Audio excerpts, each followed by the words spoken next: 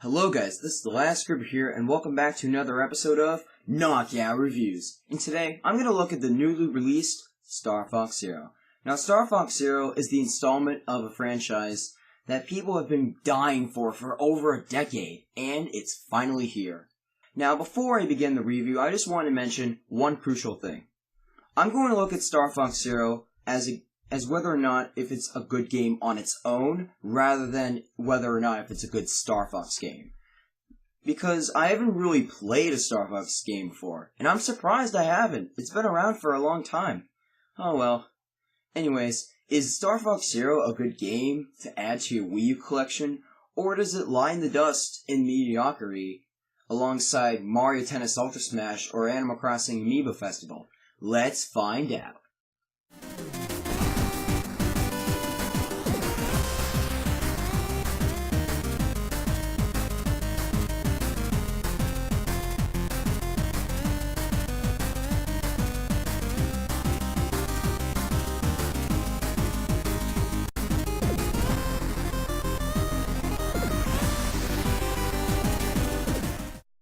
Round 1. Story. Before you start playing through the game, there's a short prologue to give background information and summarize the events that happened before Star Fox Zero.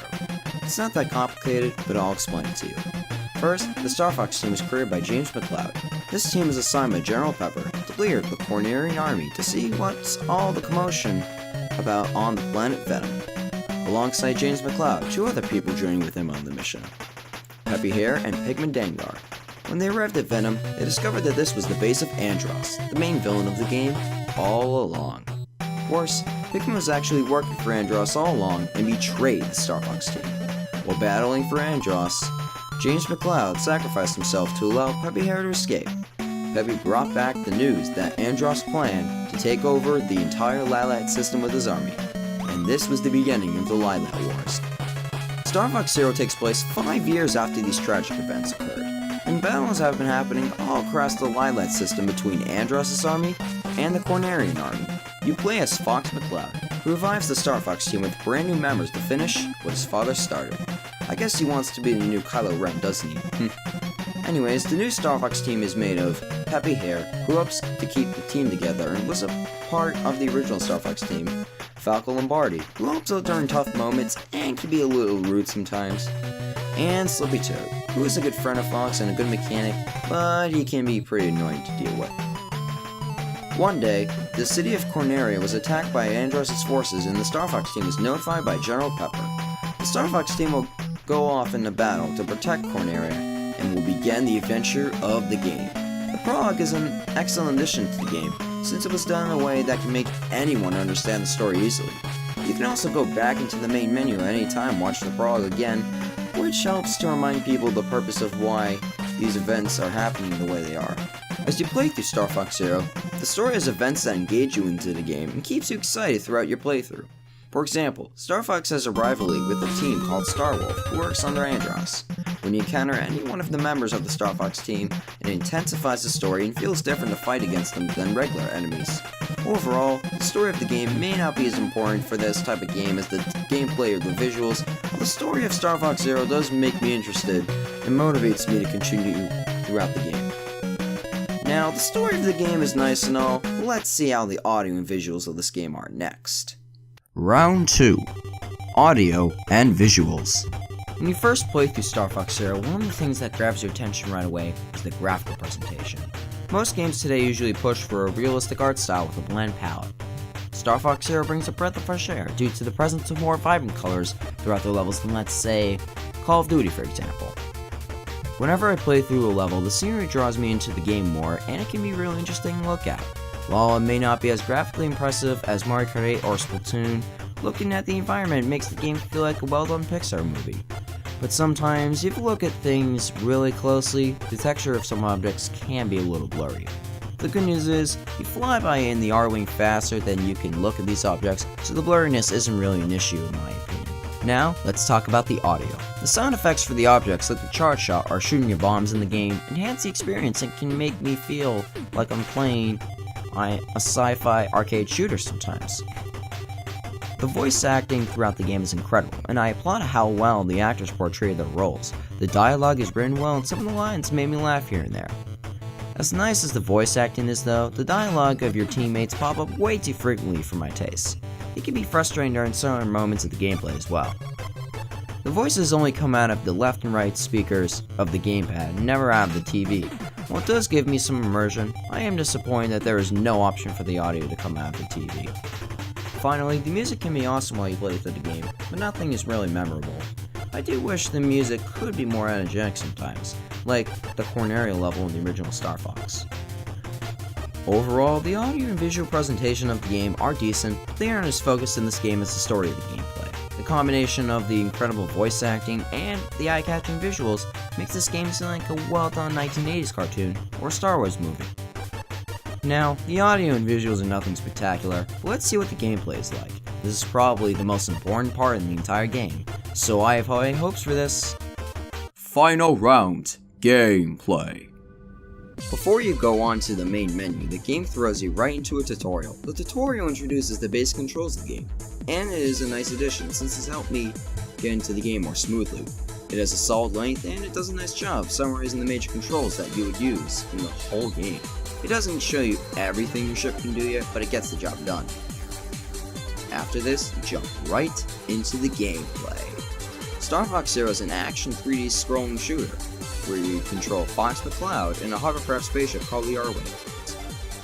Each level is divided up to phases, with each phase having a certain objective to complete, such as protecting Corneria from the enemy drones. When playing through the levels, you go around the R-Wing and you can take out the enemies with the green laser beams. These can be charged if you hold down the ZR button, and it can be locked on to enemies for better precision. Locking on can be helpful since you don't have to hold your reticle on the enemy the whole time when charging. The R-Wing can carry up to 5 powerful bombs, which can be found throughout the level if you need to. The bombs are a fun secondary item and are useful during difficult boss fights. Want a stronger laser beam? You can find laser upgrades to your ship throughout the levels. The first one you pick up makes you shoot double the lasers at once. But if you get another upgrade, you shoot blue lasers that are more powerful than your normal lasers. These upgrades make the gameplay more enjoyable, and it can make it be more like a bullet hell arcade shooter. These are temporary though, so it's a nice trade-off. One of the major features of the R-Wing is all-range mode. There are certain sections of the level where the R-Wing is able to move around it freely instead of being forced to fly straight all the time. It makes sense why this is in the game, since most of the objectives in the levels wouldn't be possible if all-range mode didn't exist. However, all-range mode is one of my least favorite parts in the entire game. Sometimes all-range mode can be really fun, but most of the time it's very frustrating. This is where the motion controls cause the greatest problems. Aiming at enemies normally still works fine, but when you lock onto them, you can't aim at them while looking at the TV. Whenever I lock on to all-range mode, it takes forever until I find what I even locked onto. I have to turn all the way around until I can even see them. Unfortunately, the controls of the R-Wing are a double-edged sword, with one edge being bigger than the other. The game primarily uses motion controls for shooting, while you use the control sticks for moving and doing special abilities. While motion controls make aiming more satisfying, controlling your ship while also shooting enemies takes some time to get used to. When you overcome that learning curve, the game gets 10 times better. And even then, the controls still can feel uncomfortable at certain moments during the game, such as in all-range mode. Learning the controls is important through being good at the game though, or else you're gonna die for some stupid reason. I wish that there were multiple control options so it could be easier for me to play the game, or at least a sensitivity option like in Splatoon.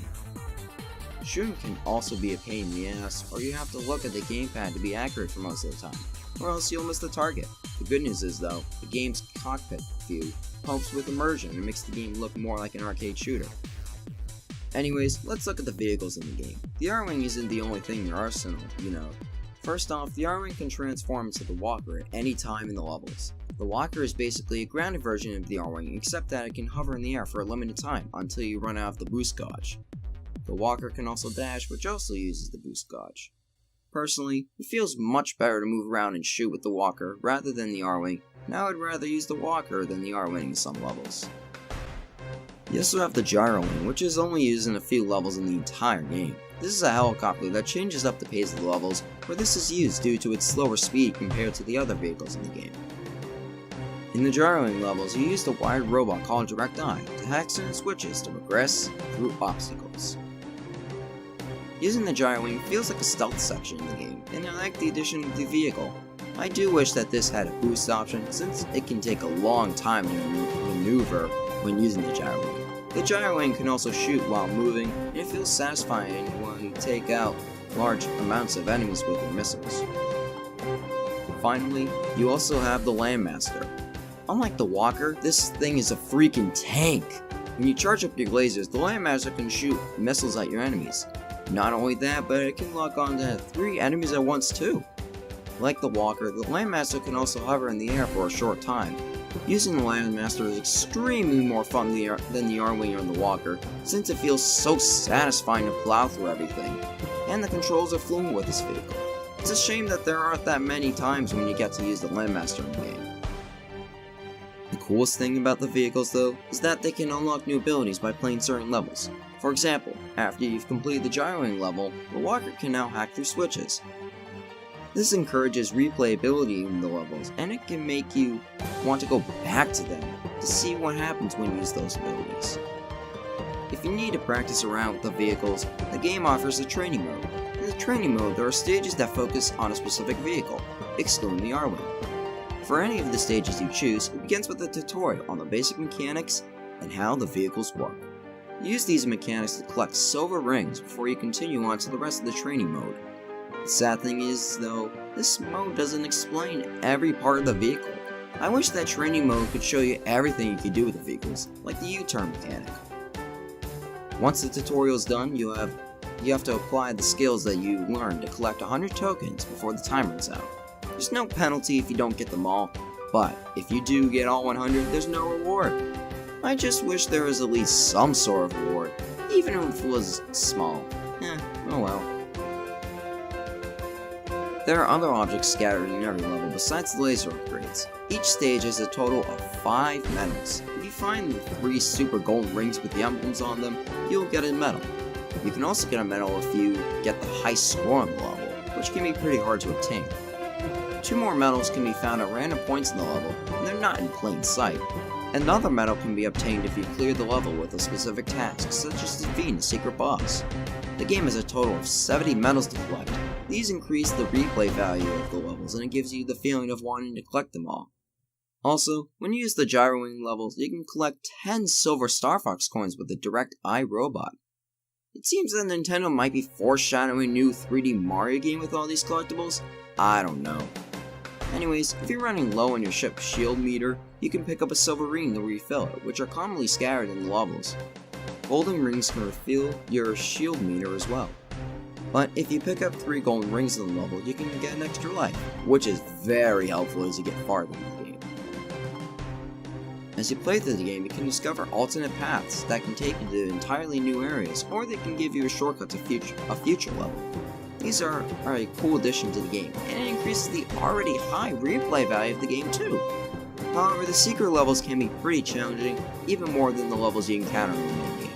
It is cool to play through more levels since the main game doesn't have that many in the first place, but I wish the difficulty was more balanced than these secret stages. One of the most interesting features in this game is invincibility mode. If you somehow keep repeatedly dying over and over again, you can get a special power-up that allows your ship to take absolutely no damage at the cost of having your score not being counted. This mode doesn't really punish the players too much by using it, and it's a fair trade-off.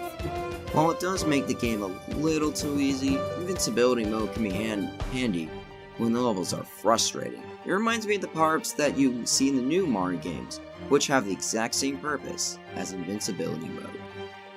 Let's wrap this up with my final thoughts on this game, shall we? Match results. Star Fox Zero is an incredible experience that you don't want to miss out on the Wii U, and it gets better and better as you improve and learn how to control the ship in the game. And it does take time to get used to, guys. Trust me. You won't be a pro when you immediately start up the game, but by the time you learn how to control your R-Wing and other vehicles, that's when the game truly shines.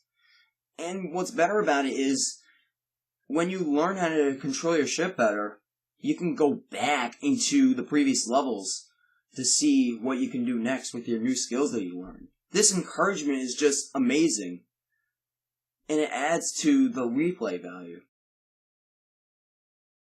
You know? Star Fox Zero gets a 7.5 out of 10, or an uppercut. Oh!